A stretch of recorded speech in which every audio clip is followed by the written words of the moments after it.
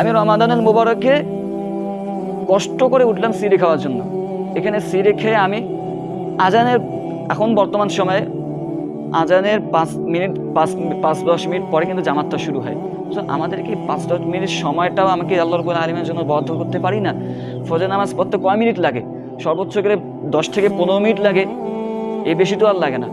আর আপনি 10টার দিক ঘুমাচ্ছেন, 10টা, 11:30 বা 11টার দিকে আপনি ঘুমাচ্ছেন, 11টা থেকে 3টা-4টা পর্যন্ত ঘুমাইতে পারতেছেন। এই লম্বা একটা টাইম আপনি পাইলেন ঘুমানোর জন্য।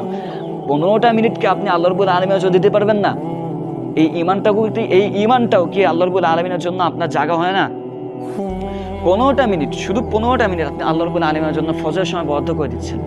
বাকি সময় আপনি ঘুমাইতে পারতেছেন, অনেক লম্বা একটা টাইম পাইতেছেন, 15টা মিনিট আপনি পাইতেছেন না আল্লাহ রাব্বুল আলামিনকে সময় দেওয়ার জন্য। আপনি রমাদানুল মুবারকে কি শিখলেন?